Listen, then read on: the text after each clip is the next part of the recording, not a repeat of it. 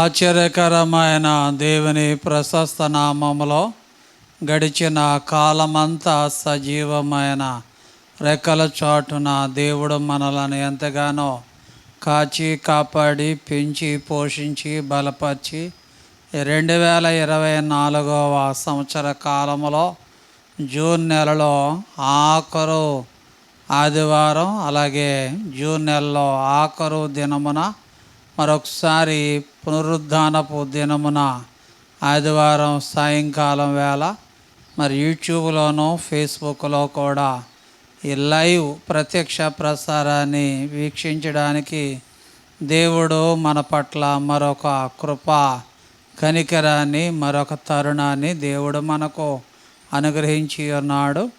మరి గడిచిన దినములన్నీ కూడా మన పట్ల ఎంతో కృప కనికరాలు ప్రభువు చూపించాడు. మరి ఈరోజు ఆదివారం కనుక మీరందరూ పగటి వేళంతా కుటుంబాలుగా ఆదివారం మీ మందిరాల్లో మీ సంఘాల్లో మరి ప్రభువుని ఆరాధన చేస్తారా? ఆరాధనలో పాలుపంపులు పొందారా? ఎన్ని పనులు పరిస్థితులు కాలం ఎలా ఉన్నప్పటికీ కూడా ఆదివారాన్ని మందిరాన్ని మనం మానకూడదు, సంఘాన్ని విడిచిపెట్టకూడదు. మరి మందిరములో మన కుటుంబాలుగా నివసింపజేస్తూ ఉన్నప్పుడే దేవుడు మనకు అనేకమైన విషయాలు గొప్ప దీవెనలు ప్రభు మనకు మెండుగా కలగజేస్తాడు. మరి ఈ సమయంలో కుటుంబీకులందరూ బాగున్నారా? ఎందుకంటే వాతావరణం భయంకరమైన ఎండల నుండి దేవుడు మనల్ని తప్పించి కాలాన్ని కొంచెం వర్షాకాలంలోకి మంచి చల్లటి వాతావరణాన్ని ప్రభు మనకు అనుగ్రహించాడు. మరి ఈ వాతావరణం చల్లబడినప్పుడు చాలా జాగ్రత్తగా ఉండాలి. సీజనల్ వ్యాధులు వస్తూ ఉంటాయి కనుక జ్వరాలు, జలుబులు, దగ్గులు వస్తూ ఉంటాయి. మీ ఆరోగ్యాన్ని జాగ్రత్త. ఎందుకంటే కుటుంబ సభ్యులందరూ కూడా మీరు బాగున్నారా? మీరందరూ బాగున్నారని మరి నేను తలుస్తున్నాను. పిల్లలందరూ కూడా స్కూల్కి వెళుతున్నారా? మరి అందరూ కూడా పిల్లలందరూ స్కూల్కి వెళుతున్నారని నేను నమ్ముతున్నాను. పిల్లలను స్కూల్కి పంపించండి. పిల్లల పట్ల తల్లిదండ్రులుగా శ్రద్ధ వహించండి, బాధ్యత వహించండి. అప్పుడు రేపటి దినాన మీ పిల్లలను దేవుడు ఆశీర్వదిస్తాడు, అభివృద్ధి పరుస్తూ ఉంటాడు. తల్లిదండ్రుల భయం, గురువుల భయం, ఎందుకంటే పెద్దల భయం ఉండాలి పిల్లలకి. అలా పెంచాలని ప్రేమతో మీకు మనవి చేస్తున్నాను. మరి రాత్రి వేళ మరి ఎవరైనా బలహీనంగా ఉంటే మాకు తెలియపరచండి, తప్పనిసరిగా ప్రార్థన చేస్తాను. రాత్రి వేళ మరి మన కార్యక్రమాన్ని ప్రారంభించుకుందాం. మరి మొదటిగా ప్రార్థన చేసుకొని తర్వాత ఒక చక్కటి పాట పాడుకొని తర్వాత వాక్య భాగాన్ని మనము విందాం. ప్రార్థన చేసుకుందాం. అందరూ కూడా తలలు వంచుకొని కండ్లు మూసుకొని ప్రార్థన చేసుకుందాం. ప్రేమ కలిగిన దేవా, దయగల నాయన, గొప్ప దేవుడా, కృప కలిగిన దేవా, పరిశుద్ధుడు అయిన దేవానికి వేలాది వందనాలు, స్తుతులు, స్తోత్రాలు ప్రభువా. గడిచిన కాలమంతా సజీవమైన రెక్కల చాటున ఎంతగానో మమ్మల్ని మీరు కాపాడి 2024 జూన్ మాసంలో ఈ 5వ ఆదివారం, ఈ పునరుద్ధానపు ఆదివారం ఈ రాత్రి 7 గంటల సమయంలో యూట్యూబ్ ఛానల్లోనూ ఫేస్బుక్లో కూడా ఈ లైవ్ ప్రత్యక్ష ప్రసారాన్ని వీక్షించడానికి మీరెంతో కృప కనికరములను నాయన మీరు చూపించి ఉన్నారు. ఇది నాన్న ప్రార్థనలో మీరుండండి, వాక్య భాగంలో మీరుండండి నాయన. గొప్ప కార్యాలు మీరు జరిగించండి, ఆశీర్వదించండి. బలహీనముగా ఉన్న బిడ్డలకు కూడా ఆరోగ్యాన్ని మీరు దయచేసి నడిపించి సహాయం చేయండి. గొప్ప ఉన్నతమైన కార్యాలు మీరు జరిగించి నడిపించండి. మహిమ ఘనత మీరే పొందుకోమని యేసు నామములో ప్రార్థించి వేడుకుంటున్నాను తండ్రి. Amen, amen. అందరికీ వందనాలు. ఈ రాత్రి లైవ్ ప్రత్యక్ష ప్రసారాన్ని వీక్షిస్తున్న మా ప్రియులందరికీ కూడా నా హృదయపూర్వకమైన వందనాలు తెలియపరుస్తున్నాను. మరి మా ఛానల్ని సబ్స్క్రైబర్ చేయాలని, లైక్ చేయాలని ప్రేమతో మీకు మనవి చేస్తున్నాను. ఈ కార్యక్రమాన్ని మీ బంధువులకు, స్నేహితులకు కూడా షేర్ చేయాలని, లైక్ చేయడం మర్చిపోవద్దు. ఇంకా మా ఛానల్ని సబ్స్క్రైబర్ చేయకపోతే ఈ రాత్రి సబ్స్క్రైబర్ చేయాలని ప్రేమతో మీకు మనవి చేస్తున్నాను. మనం అందరం కూడా కలిసి దేవుని మహిమపరుద్దాం పాట ద్వారా, అలాగే దేవుని వాక్యాన్ని విందాం. మరి దేవుడు మిమ్మల్ని అందరినీ కూడా సమృద్ధిగా దేవుడు దీవించి ఆశీర్వదించునుగాక. Amen, amen.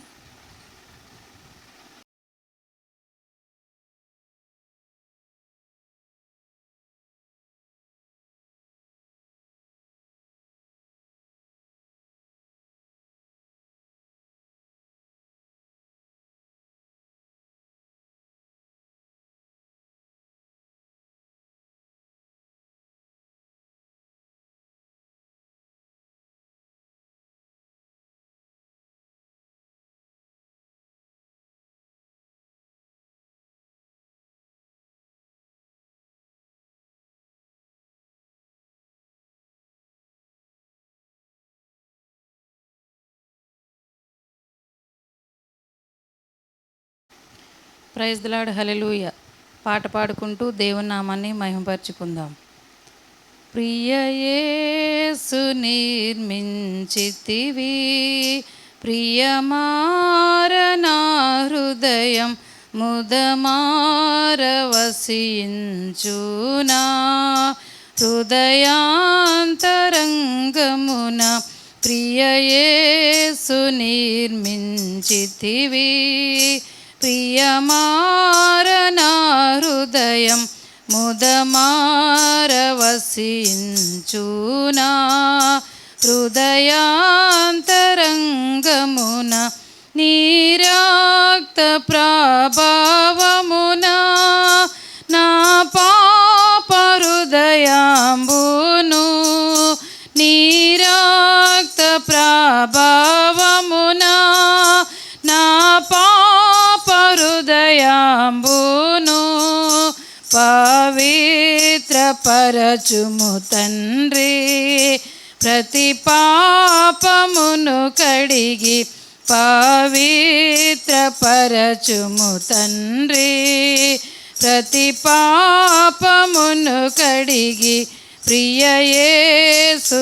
నిర్మించితివి, ప్రియమార నా హృదయం ముదమార వసించునా, హృదయాంతరంగమున ఆజాగరూకుడనైతి,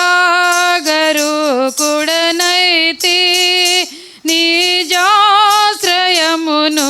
విడచి ఆజాగరూకుడనైతి,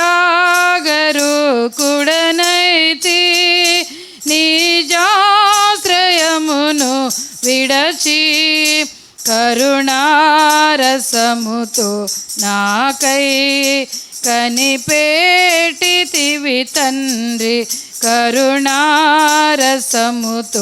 నాకై కనిపెట్టితివి తండ్రి, ప్రియ యేసు నిర్మించితివి, ప్రియమార నా హృదయం ముదమార వసించునా, హృదయాంతరంగమున వికసించే విశ్వాసంబు, వాక్యంబును చదువగనే వికసించే విశ్వాసంబు, వాక్యంబును చదువగనే చేరీతి నీదు దారి కోరి నడిపించుము, చేరీతి నీదు దారి కోరి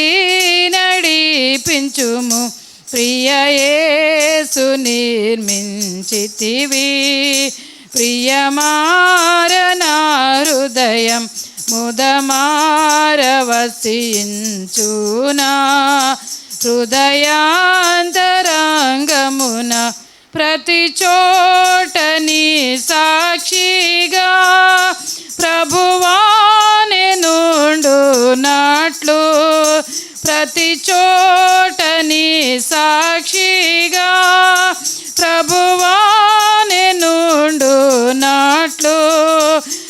ఆత్మాభిషేకము నిమ్ము ఆత్మీయ రూపుండ ఆత్మాభిషేకము నిమ్ము ఆత్మీయ రూపుండ ప్రియ యేసు నిర్మించితివి ప్రియమారన హృదయం ముదమారవసించునా హృదయాంతరంగమున ప్రియ యేసు నిర్మించితివి ప్రియమారన హృదయం ముదమారవసించునా హృదయాంతరంగమున. హల్లెలూయా.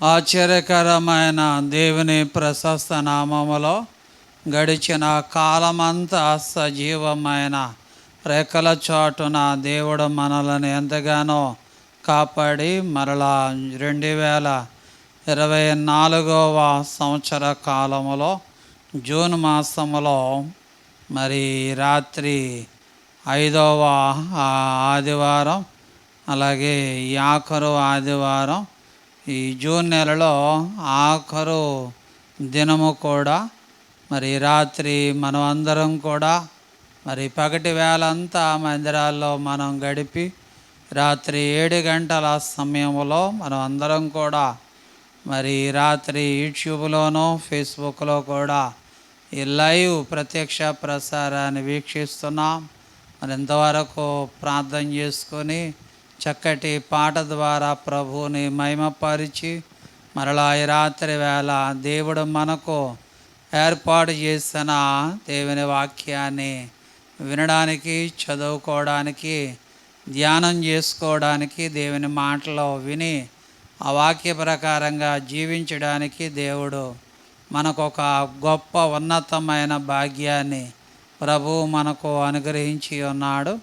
మరి దినాన దేవుని వాక్య భాగాన్ని వినే ముందు మనం అందరం కూడా మన 2 చేతులు పైకెత్తి ప్రభు నామానికి స్తోత్రాలు చెల్లిద్దాం. హల్లెలూయా, హల్లెలూయా. బైబిల్లో ఉన్నవారు అందరూ కూడా లూకా సువార్త మరి 20వ అధ్యాయము 37, 38 వచనాల్లో ఉన్న వాక్య భాగాన్ని చదువుతున్నాను. వధను గురించిన భాగములో ప్రభు అబ్రహాము దేవుడనియు ఇస్సాకు దేవుడనియు యాకోబు దేవుడనియు చెప్పుచు మృతులు లేతురని మోషే సూచించెను. ఆయన సజీవులకే దేవుడు కానీ మృతులకు దేవుడు కాడు. ఆయన దృష్టికి అందరూ జీవించుచున్నారని వారికి ఉత్తరం ఇచ్చెను అనే పరిశుద్ధుడు వైద్యుడైన లోకా గారు మరి యేసు ప్రభు ఆయన చెప్పిన ఆ వాక్యాన్ని యేసు ప్రభు ఆయన చెప్పిన మాటలను చాలా తేటగా దేవుని వాక్యాన్ని వివరించి మరి వైద్యుడు పరిశుద్ధుడైన లోకా గారు తన సువార్త లేఖన భాగంలో చాలా చక్కగా వ్రాసినట్టుగా బైబిల్లో మనం చూస్తూ ఉన్నాం. కనుక రాత్రి దేవుని వాక్యాన్ని వింటున్న ప్రియమైన సహోదరులారా, ఇక్కడ ఈ రాత్రి మన వాక్య ధ్యానం ఏమిటంటే లూకా సువార్త 20వ అధ్యాయం 38వ వచనములో ఆయన సజీవులకే దేవుడు కానీ మృతులకు దేవుడు కాడు అనే మాటను రాత్రి మనం ధ్యానించబోతున్నాం.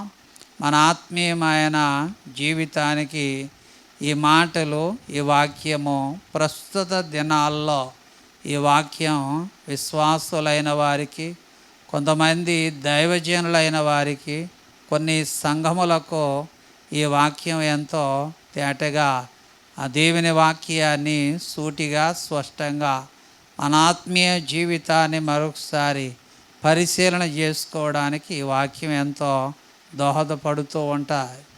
దేవుడు ఎందుకో ప్రేమించి మరలా ఈరోజు మరి యూట్యూబ్లోనూ ఫేస్బుక్లో కూడా ఈ లైవ్ ప్రత్యక్ష ప్రసారములో ఈ చక్కటి వాక్య భాగాన్ని ప్రభువు మనకు సిద్ధపరిచి ఉంచాడు. నిజమే, ఆయన సజీవులకే దేవుడు కానీ మృతులకు దేవుడు కాడు. సజీవులు ఎందుకంటే మాట్లాడతారు, చూస్తారు, వింటారు. ఎందుకంటే సజీవులు నడుస్తారు, అన్ని పనులు చేసుకుంటారు సజీవులు. మృతులు అంటారు, మృతులు మాట్లాడలేరు, చూడలేరు, వినికిడి ఉండదు, నడవలేరు, ఏ పని చేయలేరు. ఇంచుమించుగా ఎలా ఉన్నవారు అలా ఉంటారు. సజీవులకు మృతులకు చాలా వ్యత్యాసము ఉన్నది.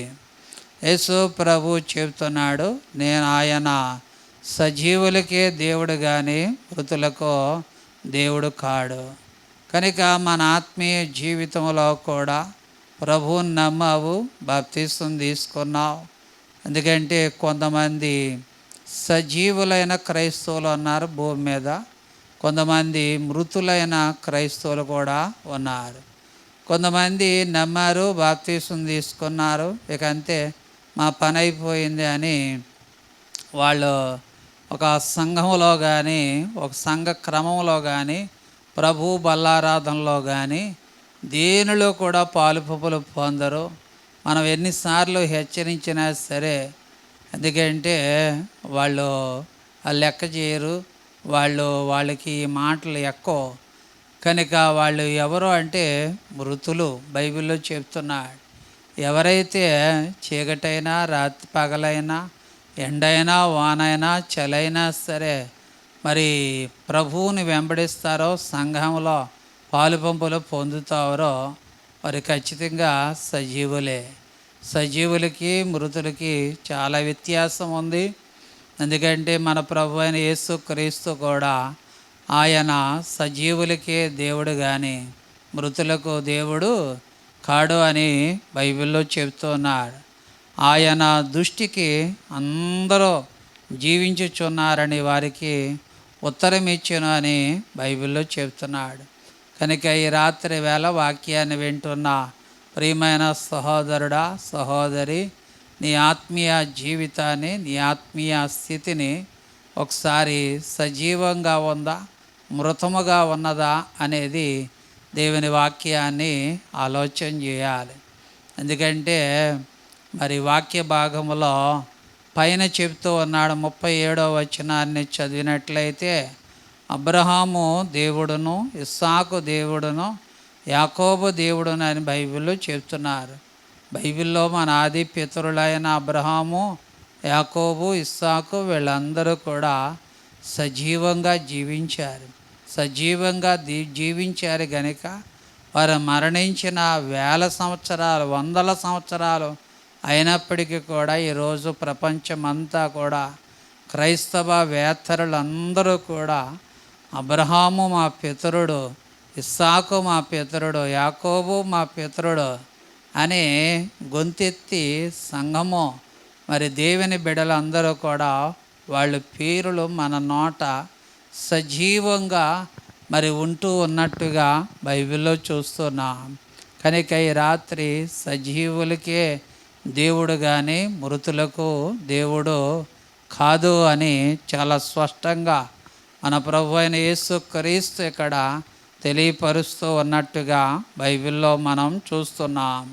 కనుక ఈ రాత్రి దేవుని వాక్యాన్ని వింటున్న ప్రియమైన సహోదరులారా, అబ్రహాము విశ్వాసమందు సజీవుడిగా ఉన్నాడు. ఇస్సాకు ఎందుకంటే దేవుని వాక్యాన్ని ధ్యానించేవాడు కనుక సజీవుడిగా ఉన్నాడు.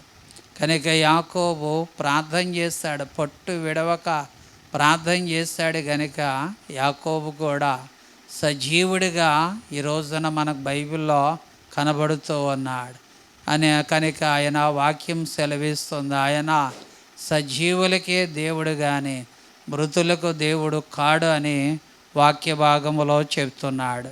కీర్తన గ్రంథములో చక్కటి మాట బైబిల్లో మనకి కనబడుతూ ఉంది.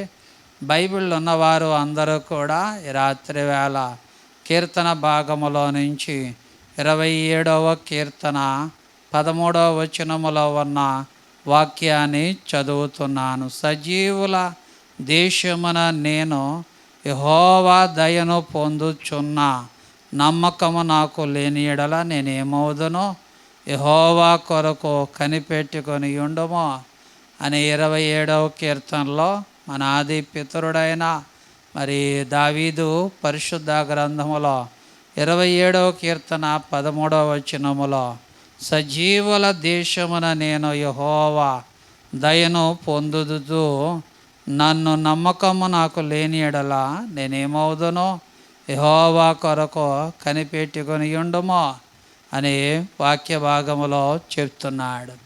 పరిశుద్ధ గ్రంథములో యెషయా 38వ అధ్యాయం 19వ వచనములో ఉన్న వాక్య భాగాన్ని కూడా మనం ధ్యానం చేస్తున్నప్పుడు సజీవులు సజీవులే కదా నిన్ను స్తుతించెదరు, ఈ దినమున నేను సజీవుడమునై నిన్ను స్తుతించుచున్నాను. తండ్రులు కుమారులకు నీ సత్యమును తెలియచేతురు, యెహోవా నన్ను రక్షించువాడు అని పరిశుద్ధ గ్రంథములో యెషయా 38వ అధ్యాయం 19వ వచనములో సజీవులు సజీవులే కదా నిన్ను స్తుతించెదరు అని బైబిల్లో చెప్తున్నాడు. ఈ దినమున నేను సజీవుడనై నిన్ను స్తుతించుచున్నాను అని పరిశుద్ధ గ్రంథములో బైబిల్లో చెప్తున్నాడు. కనుక రాత్రి దేవుని వాక్యాన్ని వింటున్న ప్రియమైన సహోదరులారా, సజీవులకే దేవుడు కానీ మృతులకు ఆయన దేవుడు కాడు. కనుక నీ ఆత్మీయమైన స్థితిని ఒకసారి నీవు పరిశీలన చేసుకున్నప్పుడు, ప్రభువులో ఈ దినం వాక్యాన్ని వింటున్నప్పుడు సజీవుడిగా ఉన్నావా మృతుడుగా ఉన్నావా అని ఆలోచన చేయాలి. ఆయన దేవుడు సజీవులకే కానీ మృతులకు కానే కాదని వాక్య భాగములో చెప్తూ ఉన్నాడు. యోహాను సువార్తలో కూడా ఆయన సజీవులను గురించి బైబిల్లో చాలా చక్కటి మాట వ్రాస్తూ ఉన్నాడు. యోహాను సువార్త 11వ అధ్యాయము 25వ వచనం 26వ వచనాన్ని చదువుతున్నాను. అందుకు యేసు, పునరుద్ధానమును జీవమును నేనే, నా యందు విశ్వాసముంచువాడు చనిపోయినను బ్రతుకును, బ్రతికి నా యందు విశ్వాసముంచు ప్రతి వాడును ఎన్నటికీ చనిపోడు. ఈ మాట నమ్ముచున్నావా అని ఆమెను అడిగినని బైబిల్లో చెప్తున్నాడు. ఇక్కడ లాజరు చనిపోయాడు, ఎందుకంటే మార్తమ్మతో యేసు ప్రభు మాట్లాడుతున్నాడు. యేసు ప్రభు చెప్తున్నాడు, అందుకు యేసు, పునరుద్ధానమును జీవమును నేనే, నా యందు విశ్వసించేవాడు ఎన్నడను కూడా చనిపోడు, వాడు బ్రతుకును అని వాక్య భాగములో చెప్తున్నాడు. బ్రతికి నా యందు విశ్వాసముంచు ప్రతి వాడును ఎన్నటికీ చనిపోడో, ఈ మాట నమ్ముచున్నావా అని ఆమెను అడిగినట్టుగా బైబిల్లో చూస్తున్నాం. ప్రియమైన సహోదరులారా, ఈ రాత్రి ఎందుకంటే ఆయన పునరుద్ధానుడై ఉన్నాడు. పునరుద్ధానుడు, ఆయన సజీవుడు, ఆయన యందు విశ్వాసం ఉంచినవాడు. ఒకవేళ భూ సంబంధంగా చనిపోయినా పరసంబంధముగా ఆయన యుగ యుగములో కూడా సజీవుడై ఉంటాడని పరిశుద్ధ గ్రంథ లేఖన భాగములో యోహాను సువార్త 11వ అధ్యాయం 25, 26 వచనాల్లో బైబిల్లో చెప్తున్నాడు. రోమిలికి రాసిన పత్రిక 6వ అధ్యాయము 10వ వచనం 11వ వచనములో అపోస్తుడైన పౌలు గారు రోమా సంగమునకు చక్కటి మాటలు రాస్తూ ఉన్నాడు. రోమిలికి రాసిన పత్రిక 6వ అధ్యాయం 10-11 వచనాలు. ఎలయనగా ఆయన చనిపోవట చూడగా పాపం విషయమై ఒక్కమారే చనిపోయిన గాని ఆయన జీవించుడు చూడగా దేవుని విషయమై జీవించుచున్నాడు. అటువలే మీరును పాపం విషయమై మృతులు కానీ దేవుని విషయమై క్రీస్తు యేసునందు సజీవులుగాను మిమ్మల్ని మీరే ఎంచుకొనుడని వాక్య భాగములో చెబుతున్నాడు. ప్రియమైన సహోదరులారా, ఈ రాత్రి దేవుని వాక్యాన్ని వింటున్న ప్రియమైన సహోదరులారా, దేవుని వాక్యాన్ని చదివినప్పుడు పాపం విషయములో ఒకమారే చనిపోతారు కానీ ఆయన జీవించుడు చూడగా దేవుని విషయమై జీవించుచున్నాడని వాక్య భాగంలో చెబుతున్నాడు. సజీవులుగా ఉండాలంటే ప్రభు వైపు పాపం లేకుండా జీవించాలి.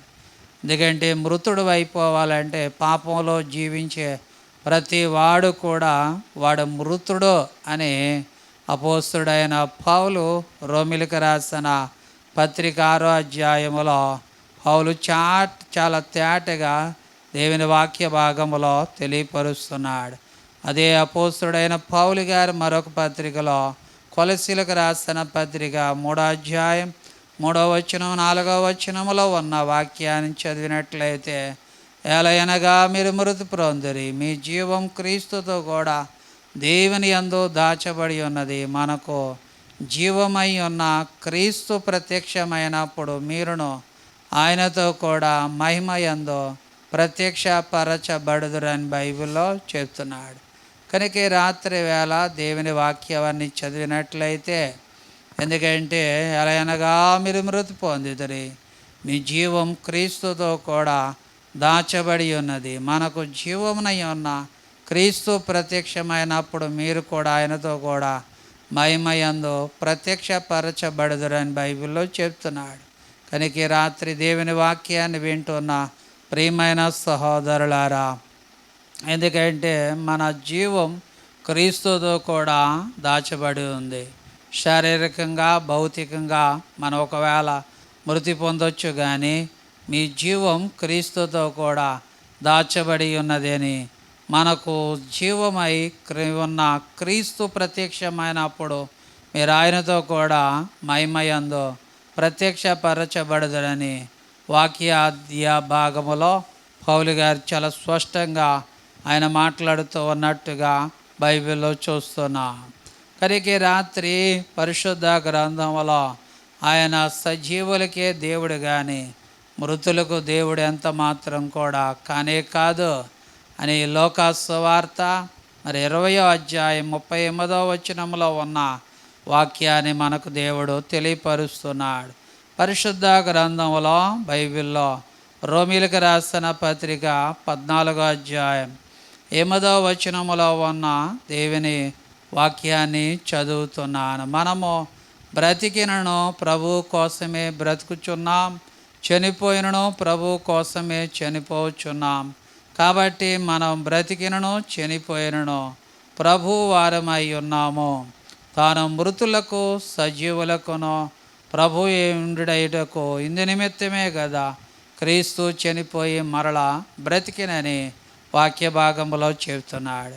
కనుక రాత్రి దేవుని వాక్యాన్ని వింటున్న ప్రియమైన సహోదరులారా, దేవుని వాక్య భాగములో మనం బ్రతికిన ప్రభు కోసమే బ్రతకాలి, చనిపోయినా ప్రభు కోసమే చనిపోవాలి. కాబట్టి మనం బ్రతికినా చనిపోయినా ప్రభు వారమై ఉన్నాం.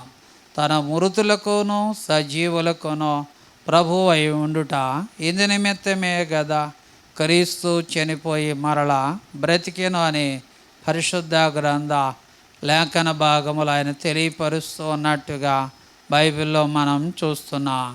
కనుక రాత్రి సాధ్యమైనంత మట్టుకు ప్రభువులో మనం సజీవులుగానే ఉండాలి కానీ మృతుడిగా ఎంత మాత్రం కూడా ఉండకూడదు. మృతుడు వలన ప్రయోజనం ఉండదు.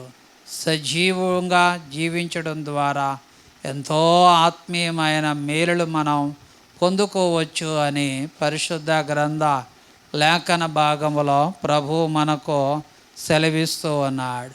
పరిశుద్ధ గ్రంథములో పౌలు గారు కూడా మరొక మాట చెబుతున్నాడు. కొరింథీయులకు రాసిన 2వ పత్రిక 13వ అధ్యాయం 4వ వచనములో ఉన్న వాక్యాన్ని చదువుతున్నాను. బలహీనతను బట్టి ఆయన సిలువ వేయబడును గాని దేవుని శక్తిని బట్టి జీవించుచున్నాడు. మేమును ఆయన యందు ఉండి బలహీనమై ఉన్నాము కానీ మీ ఎడల దేవుని శక్తిని బట్టి ఆయనతో కూడా జీవము గలవారము అని వాక్య భాగములో చెప్తున్నాడు. కొన్ని శరీర బలహీనతను బట్టి ఒకవేళ బలహీనంగా ఉండొచ్చు కానీ దేవుని యొక్క శక్తిని బట్టి మనం జీవించుచున్నాము అని బైబిల్లో చెప్తున్నాడు. మేమును ఆయన యందుండి బలహీనమై ఉన్నాము కానీ మీ ఎడల దేవుని బట్టి ఆయన జీవము గలవారము అని వాక్య భాగములో చెప్తున్నాడు. కనుక ఈ రాత్రి దేవుని వాక్యాన్ని వింటున్న ప్రియమైన సహోదరులారా, ఒకవేళ మన ఆత్మీయ జీవితంలో ముందుకు సాగుతున్నప్పుడు కొన్ని శరీర బలహీనతలను మనం పట్టించుకోకూడదు. ఎందుకంటే దేవుని యొక్క శక్తిని బట్టి మనం ఆత్మీయంగా సజీవులుగా జీవించడానికే ప్రయత్నం చేయాలి కానీ చిన్న శరీర బలహీనతలను బట్టి మనం మృతులుగా మారిపోకూడదు. సజీవులకే దేవుడు కానీ మృతులకు ఆయన దేవుడు కాడు అని వాక్య భాగంలో ఆయన సెలవిస్తూ ఉన్నాడు.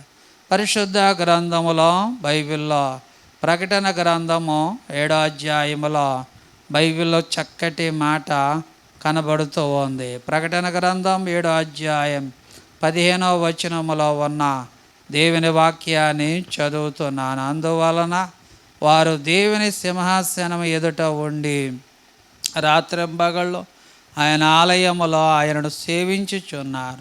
సింహాసీనుడైన వాడు తానే తన గుడారము వారి మీద కప్పును.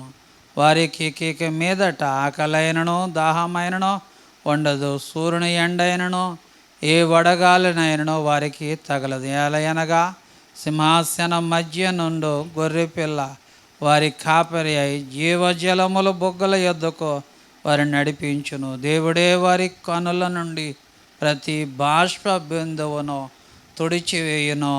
ఎంత చక్కటి ఆనందాన్ని, సజీవులుగా జీవిస్తే ఎంత మంచి ఆనందాన్ని ప్రభు ప్రకటన గ్రంథములో ఆయన సెలవిస్తున్నాడు. ఎందుకంటే రాత్రింబగళ్ళు కూడా ఆయన ఆలయములో ఆయనను సేవించుచున్నారు.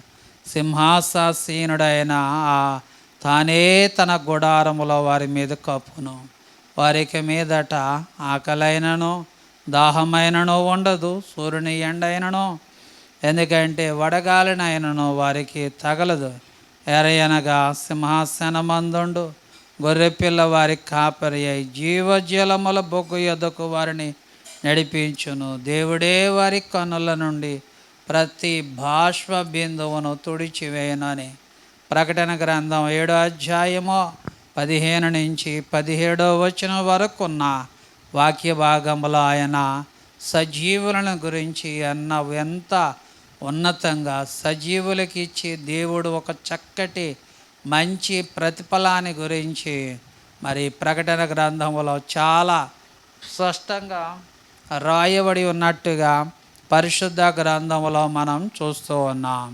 రాత్రి వేళ దేవుని వాక్యాన్ని ఇంకా కొంచెం ముందుకు మనం చదివినట్లయితే దేవుని వాక్య భాగంలో చక్కటి మాటలు బైబిల్లో మనకి కనబడుతూ ఉన్నాయి. కీర్తనల గ్రంథము 16వ కీర్తన 5వ వచనము దగ్గర నుంచి చదువుతున్నాను. వాక్య భాగంలో బైబిల్లో సజీవులను గురించి దేవుని వాక్య భాగములో 16వ కీర్తన 5వ వచనము దగ్గర నుంచి బైబిల్లో చిబ్బా ఇలా చెప్తున్నాడు. యెహోవా నా స్వాచ్య భాగము, నా పానీయ భాగము నీవే, నా భాగమును కాపాడుచున్నావు. మనోహరమైన స్థలములను నాకు పాలు ప్రాప్తించును. శ్రేష్టమైన స్వాచ్యము నాకు కలిగను. నాకు ఆలోచనకర్తే అని యెహోవాను స్తుతించెదను. రాత్రి గడియలలో నా ఆంతర్యము నాకు బోధించుచున్నది. సదాకాలం యెహోవా యందు నా గొర్రె నిలుపుచున్నాను. ఆయన నా కుడి పార్శ్వమునున్నాడు గనుక నేను కదల్చబడను. అందువలన నా హృదయం సంతోషించుచున్నది, నా ఆత్మ హర్షించుచున్నది, నా శరీరము కూడా సురక్షితముగా నివసించుచున్నది. ఎందుకనగా నీవు నా ఆత్మను పాతాళములో విడిచిపెట్టవు, నీ పరిశుద్ధుని కుళ్ళి పట్టనివ్వు. జీవ మార్గమును నీవు నాకు తెలియచేసేదవు, నీ సన్నిధిని సంపూర్ణ సంతోషము కలదు. నీ కుడి చేతిలో నిత్యము సుఖములు కలవని పరిశుద్ధ గ్రంథ లేఖన భాగములో మరి కీర్తన భాగములో 16వ కీర్తన 5వ వచనము దగ్గర నుంచి మనం చదివినట్లయితే సజీవులను గురించి దేవుని వాక్యం ఎంత స్పష్టముగా వ్రాయబడి ఉన్నదో బైబిల్లో ఆలోచన చేయాలి. కనుక ఈ రాత్రి సజీవులకి ఆయన దేవుడు కానీ మృతులకు ఆయన దేవుడు కాదు. సజీవులంట రేపుడు దినాన మనోహరమైన స్థలములకు వారికి ప్రాప్తించును, శ్రేష్టమైన స్వాచ్యములకు కలుగునని. ఎందుకంటే నీవే నా స్వాచ్య భాగము, నీవే నా భాగమును నీవు కాపాడుచున్నావని పరిశుద్ధ గ్రంథములో చాలా చక్కటి మాటలు బైబిల్లో చెప్తూ ఉన్నాడు. అదే కీర్తనలో మరి 22వ కీర్తనలో కూడా 23వ వచనాన్ని చదివినట్లయితే అక్కడ కూడా మాట బైబిల్లో కనబడుతూ ఉంది.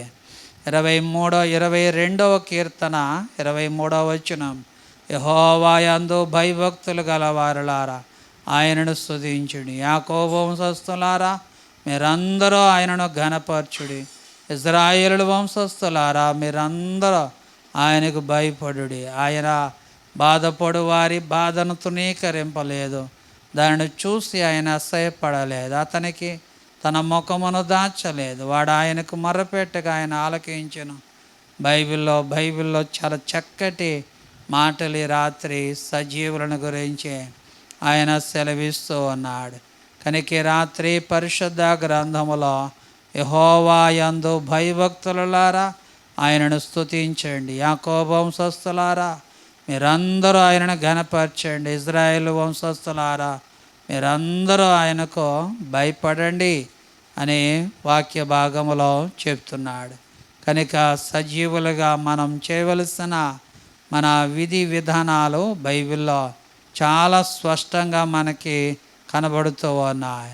ప్రియమైన సహోదరులారా, కీర్తన భాగములో 145వ కీర్తన మొదటి 2 వచనాలు, రాజువైన దేవా నిన్ను ఘనపరిచెదను, నీ నామమును నిత్యము సన్నతించెదను.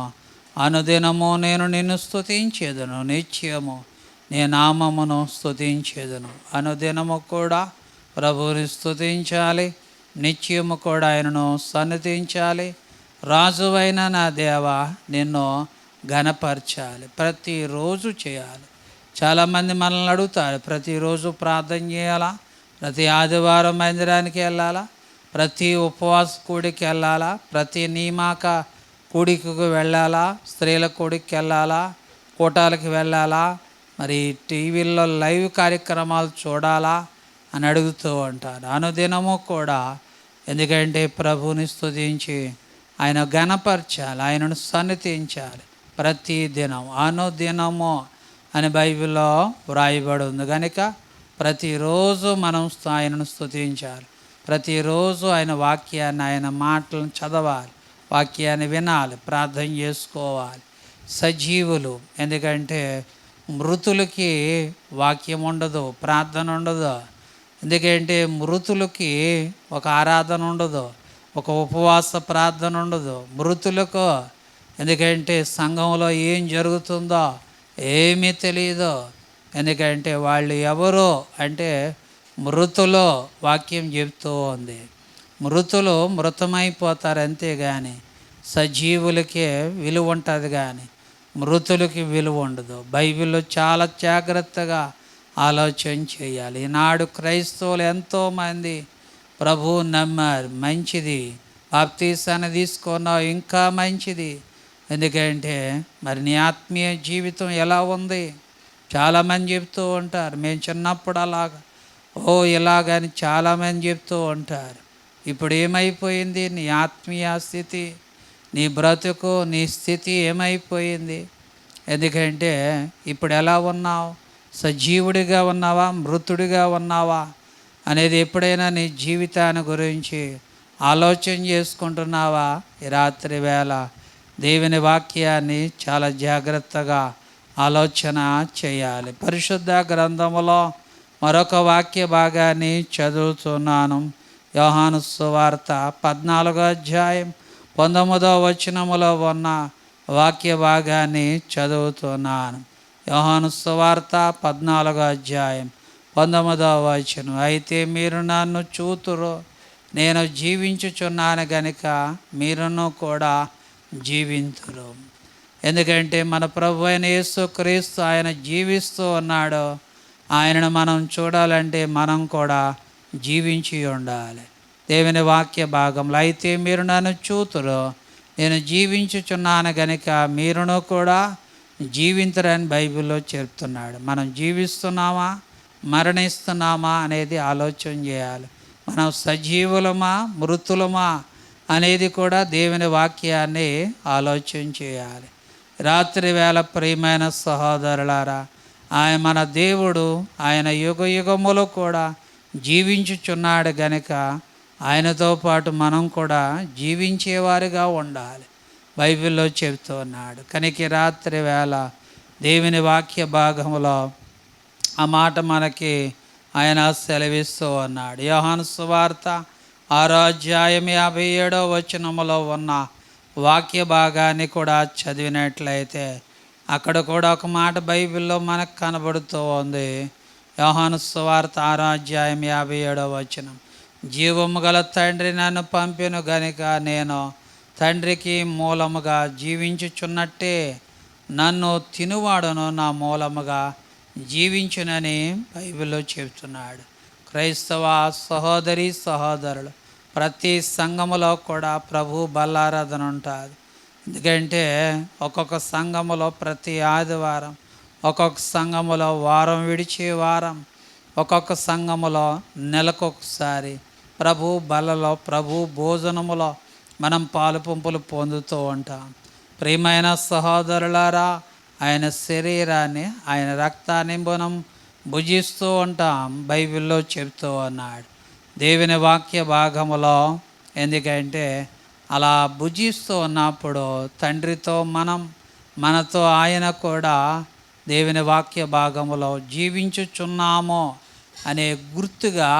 ఎందుకంటే ప్రభు బలలో మనం పాలు పంపులు పొందుతూ ఉంటాం. ప్రియమైన సహోదరులారా, ఈ రోజున క్రైస్తవుడివేనా నీవు? ఎందుకంటే క్రైస్తవుడు అయితే ఈ రోజున నీవు ప్రభు బలలో పాలు పంపులు పొందుతున్నావా? కొంతమంది ప్రభు బలలో పాలు పంపులు పొంది ఎన్ని సంవత్సరాలు అయి ఉంటుందో, ఎన్ని నెలలు అయి ఉంటుందో, ఎన్ని వారాలు అయి ఉంటుందో ఒకసారి ఆలోచన చేస్తున్నావా? రాత్రి వేళ ఎందుకంటే ప్రభు బలలో ఎవరైతే పాలు పంపులు పొందుతున్నారో వారు జీవించుచున్నారు. ప్రభు బలలో ఎవరైతే పాలు ఉండదో వారు మృతులు అని దేవుని వాక్య భాగములో మనవి చేస్తున్నాను. కనుక రాత్రి దేవుని వాక్యాన్ని వింటున్నా ప్రియమైన సహోదరులారా, పరిశుద్ధ గ్రంథములో, ప్రకటన గ్రంథములో కూడా ఒక మాట బైబిల్లో మనకు కనబడుతూ ఉంటుంది. ప్రకటన గ్రంథం 22వ అధ్యాయం 1వ వచనములో, మరియు స్ఫటికము వలె మరణను నట్టి జీవజలముల నది దేవుని యొక్క అయ్యో గొర్రెపిల్ల యొక్కయో సింహాసనమును నొద్ద నుండి దేవుని వాక్య భాగములో బయలుపడుతూ ఉన్నట్టుగా బైబిల్లో మనం చూస్తున్నాం. కనుక ఈ రాత్రి దేవుని వాక్య భాగములో జీవజలముల నది దేవుని యొక్కయో గొర్రెపిల్ల యొక్కయో సింహాసనము యొద్ద నుండి ఆ పట్టణపు రాజవీధి మధ్యను ప్రవశించుట అదోత నాకు చూపెను. ఆ నది యొక్క ఈవెలను ఆవలను జీవవృక్షములుండును. అది నెల నెలకు ఫలించును, 12 కాపులు కాయను. ఆ వృక్షము ఆకులు జలములను స్వస్థపరచుడికై వినియోగించును అని బైబిల్లో చెప్తూ ఉన్నాడు. కనుక ఎంత మంచి ఆశీర్వాదాన్ని బైబిల్లో ప్రకటన గ్రంథం 22వ అధ్యాయం 1వ వచనములో సజీవులకి ఇచ్చే ఎంత మంచి ఆశీర్వాదాన్ని దేవుడు బయలుపరుస్తున్నాడో ఆలోచన చేయాలి. కనుక రాత్రి ప్రియమైన సహోదరులారా, వాక్యాన్ని వింటున్న మీ జీవితాన్ని ఒకసారి ఆలోచన చేయాలి. నా 2 చేతులు జోడించి బ్రతిమాలి ప్రభువుకి మిమ్మల్ని వినపిస్తున్నాను. ఎందుకంటే సజీవులుగా ఉండండి, కానీ మృతులుగా ఉంటే ఏం జరుగుతుందో తెలుసా? అక్కడ వాక్య భాగములో చెప్తున్నాడు, అక్కడ ఏడుపుయు పండ్లు కొరుకుట ఉండునని వాక్య భాగములో చెప్తున్నాడు. ప్రియమైన సహోదరులారా, అట్టి స్థితి మనకొద్దు. సజీవులుగా ఉంటే ఎంత మంచి గొప్ప భాగ్యాన్ని దేవుడు మనకిస్తాడో. రాత్రి వాక్యాన్ని విన్నావు గనుక వినిన వాక్యాన్ని హృదయములో భద్రపరుచుకుని ఇప్పుడైనా మరో మనసు రక్షణ, ఎందుకంటే మరి నీవు స్థిరపరచుకొని సజీవంగా జీవించాలని ప్రేమతో మీకు మనవి చేస్తున్నాను. దేవుడు ఈ కొద్ది వాక్య భాగాన్ని మనందరి వినికుడిలో ప్రభువు దీవించి ఆశీర్వదించునుగాక. Amen, amen. ప్రార్థన చేసుకుందాం. అందరూ కళ్ళు మూసుకొని తలలు వంచుకొని ప్రార్థన చేసుకుందాం. ప్రేమ కలిగిన దేవా, దయగల నాయన, గొప్ప దేవుడా, కృప కలిగిన దేవా, పరిశుద్ధుడు అయిన దేవానికి వందనాలు. రాత్రి నాయన ఒక చక్కటి వాక్య భాగాన్ని విన్నా. మా ప్రభు అయిన యేసుక్రీస్తు ఆయన సజీవులకే దేవుడు కానీ మృతులకు ఆయన దేవుడు కాడు అని ఒక చక్కటి వాక్యాన్ని, మా ఆత్మీయ జీవితాన్ని మరొకసారి మేలుకొలిపే విధముగా మీ వాక్యాన్ని విన్నాం. వినడి వాక్యాన్ని మా హృదయంలో భద్రపరుచుకొని వాక్యానుసారంగా జీవించడానికి సహాయం చేయండి. బలహీనముగా ఉన్న బిడ్డలకు ఆరోగ్యం దయచేయండి. గొప్ప కార్యాలు మీరు జరిగించి నడిపించండి. రాత్రి ఎంతమంది అయితే యూట్యూబ్ ఛానల్లోనూ ఫేస్బుక్లో లైవ్ కార్యక్రమాన్ని వీక్షిస్తున్నారో వారందరి పట్ల నీ కృప చూపించి సహాయం చేయండి. బలమైన కార్యాలు మీరు జరిగించండి. బలహీనంగా ఉన్న బిడ్డలను స్వస్థపరచండి. చిన్నపిల్లలు స్కూల్కి, పెద్దవాళ్ళు కాలేజీలకు వెళుతున్నారు. మంచి జ్ఞానం ఇచ్చి నడిపించి సహాయం చేయండి. నాయనా, గొప్ప కార్యాలు మీరు జరిగించండి. మహిమా ఘనత మీరే పొందుకోమని యేసు నామములో ప్రార్థించి వేడుకుంటున్నాను తండ్రి, ఆమేన్. మన తండ్రి అయిన దేవుని ప్రేమయు కుమారుడైన క్రీస్తు ప్రభుల వారి కృపయు పరిశుద్ధాత్మ అన్యోన్యమైన సహవాసం చేరివచ్చిన మనకు మన వారందరికీ ఆయన ఆత్మ సదాకాలం తోడ నడిపించునుగాక. Amen, amen. అందరికీ వందనాలు. రాత్రి లైవ్ ప్రత్యక్ష ప్రసారాన్ని వీక్షించిన ప్రతి వారికి వందనాలు తెలియపరుస్తున్నాను. మీరు ప్రార్థన చేయండి. మరి మా ఛానల్ని సబ్స్క్రైబర్ చేసి లైక్ చేసి, ఎందుకంటే మరి మీరందరూ కూడా షేర్ చేయాలని ప్రేమతో మీకు మనవి చేస్తున్నాను. మీ ప్రార్థన అవసరతలు దయతో మాకు తెలియపరచండి. మరి మీ గురించి ప్రార్థన చేస్తాను. అలాగే ఈ కార్యక్రమాన్ని మీరందరూ కూడా ప్రోత్సహించండి. మా పరిచర్యకు మీరు సహకరించాలని ప్రేమతో మీకు మనవి చేస్తున్నాను. దేవుడు మిమ్మల్ని అందరినీ సమృద్ధిగా దేవుడు దీవించి ఆశీర్వదించునుగాక. Amen, amen.